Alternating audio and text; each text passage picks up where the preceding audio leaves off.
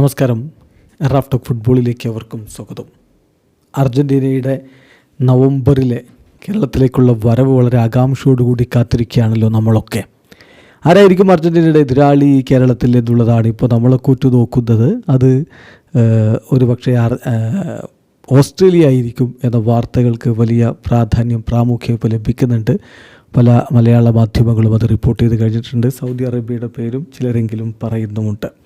എന്നാലിപ്പോൾ ലാ Nacion report ചെയ്യുന്നത് കേരളത്തിലേക്ക് വരുമ്പോൾ കൂടുതൽ എതിരാളികളാവാൻ സാധ്യത USA ഓർ ഖത്തർ എന്ന് അവർ റിപ്പോർട്ട് ചെയ്യുന്നു. പക്ഷെ അതിന് എന്താണ് മലയാള മാധ്യമങ്ങളൊക്കെ ഏത് തരത്തിലാണ് കാര്യങ്ങൾ കൊടുക്കുക എന്നുള്ളത് നമുക്ക് കാത്തിരുന്ന് കാണണം. എന്തായാലും അർജൻറ്റീൻ ഫുട്ബോളുമായി ബന്ധപ്പെട്ട് ലഭിക്കുന്ന സോഴ്സുകളിലൊന്നാണ് ലാ നാസിയോൺ. അതിലവർ പറയുന്നത് USA or Qatar with strong chances of the match being played at the Jawaharlal Nehru stadium എന്നുകൂടി അവർ കൊടുക്കുന്നുണ്ട്.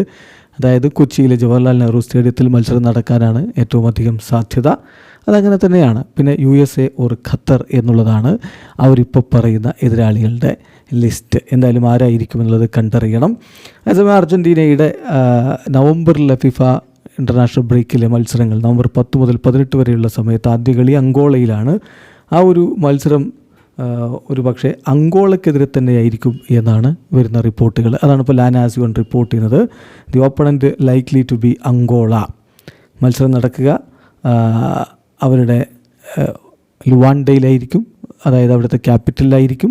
എതിരാളി ഒരു പക്ഷേ അങ്കോള തന്നെ ആയിരിക്കും. അതേസമയം ഇന്ത്യയിലേക്ക് വരുമ്പോൾ ഇന്ത്യയല്ല എതിരാളികൾ, USA ഓർ ഖത്തർ ആവാനുള്ള സാധ്യത എന്നുകൂടി ലാ നാസിയോൺ പറയുന്നു. എന്തായാലും കൂടുതൽ വ്യക്തത നമ്മുടെ നാട്ടിലെ മാധ്യമങ്ങൾ തന്നെ നമുക്ക് തരും എന്ന് പ്രതീക്ഷിക്കാം. അതുപോലെ TYC സ്പോർട്സ് പോലെയുള്ള അർജൻറ്റീൻ മാധ്യമങ്ങളുടെ സ്ഥിരീകരണവും ഇനിയും വരേണ്ടതുണ്ട്. വീഡിയോ അവസാനിക്കുന്നു.